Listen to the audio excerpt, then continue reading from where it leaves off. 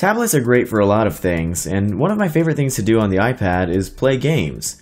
I'm Hayato with Pocketnow, and these are 5 of the best iOS games you're not playing.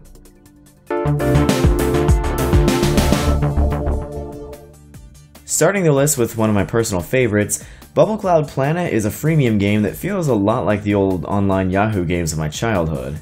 The premise is pretty simple. You start off with a grid of colored bubbles surrounding a star in the middle, and use bubbles of the same color to pop clusters until you reach the center. Sounds pretty easy, but the further you progress, the grids become larger and more intricate, with plenty of obstacles to slow you down, and more bubbles get added to the grid as you miss shots. Yeah, it's sort of a mom game, and the ads between plays can get annoying, but it's crazy addicting and I've been hooked on it for months. Next up is One More Line. It's another game that's free to play but ad supported, but thankfully you can get rid of the ads for a small cost. This game tests your reflexes by making you avoid obstacles of varying sizes as you whiz by. You can tap anywhere on the screen to make your ship orbit the nearest object, changing its trajectory, but you'll want to be sure that there's no other debris within the orbit lest your journey come to a shattering end. Magic Touch Wizard for Hire is another fast-paced game I've recently stumbled upon.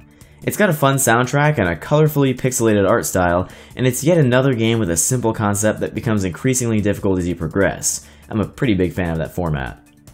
As enemies descend from the sky, the balloons slowing their fall have various symbols that you'll need to quickly recreate in order to pop the balloons and stop the enemies from attacking. You get extra points for combos, and it can get pretty crowded at times, so you'll need to act fast if you want to rack up a decent score. Pathogen is a much more relaxed, turn-based game with a command and conquer mentality. There are different tiered cells that you place on the board while playing against an opponent.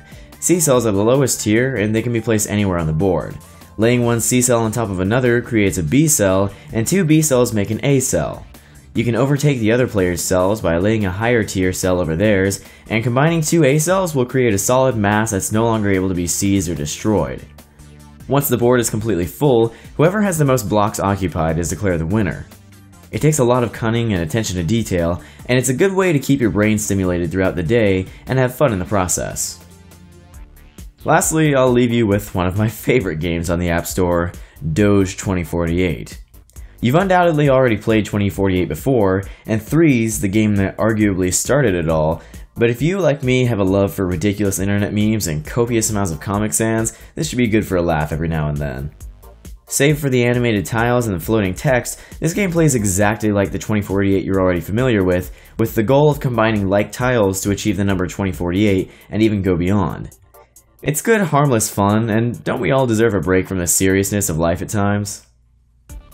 If you know of any other good games for iOS that I might have missed, share them in the comments below and give me something to do over the weekend. Be sure to give this video a thumbs up if you liked it, and subscribe to the Pocketnow channel for more videos on your favorite mobile technology. This has been Hayato with Pocketnow, and until next time, I'm gonna go listen to some Rush and play Space Invaders, cause that's what the cool kids do. Thanks for watching.